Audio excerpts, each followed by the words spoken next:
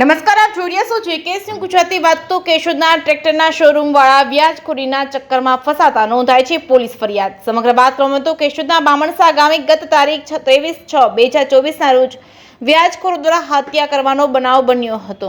ત્યારે જૂનાગઢ જિલ્લા પોલીસ વડા હર્ષદ મહેતાના માર્ગદર્શન હેઠળ 5 ટીમો દ્વારા સમગ્ર જિલ્લામાં વહેલી સવારે દરોડા પાડવામાં આવ્યા હતા, જેમાં જૂનાગઢ ક્રાઇમ બ્રાન્ચ દ્વારા કેશોદમાં ગત તારીખ 27/6/2024 રોજ દરોડા પાડી 9 આરોપીઓ વિરુદ્ધ 6 જેટલા ગુના દાખલ કરવામાં આવ્યા છે. કેશોદ પોલીસ દ્વારા વ્યાજખોરો વિરુદ્ધ કાર્યવાહી કરવા લોક દરબાર બોલાવ્યો છે. લોકોને નિર્ભય થઈને આગળ આવવા અપીલ કરી હતી, જેના પગલે સંખ્યાબંધ નાગરિકો ફરિયાદો નોંધાવવા આગળ આવી રહ્યા છે. ત્યારે કેશોદ પોલીસ વિશ્વાસ સંપાદન કરી ન શકતા ઝુંબેશનું મૃત્યુ થયું હતું.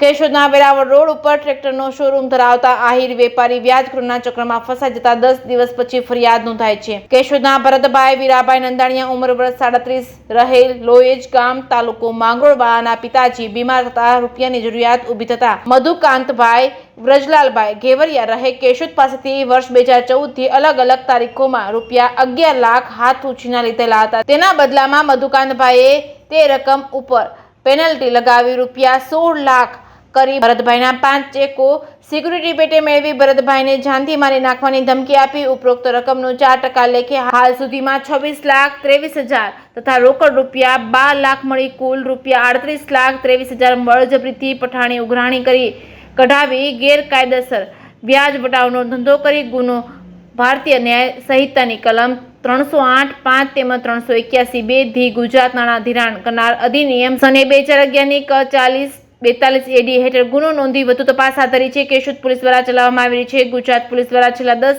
વર્ષમાં વ્યાજખોરી ડામવા સંખ્યાબંધ ઝુંબેશ અભિયાન હાથ ધરવામાં આવેલ છે.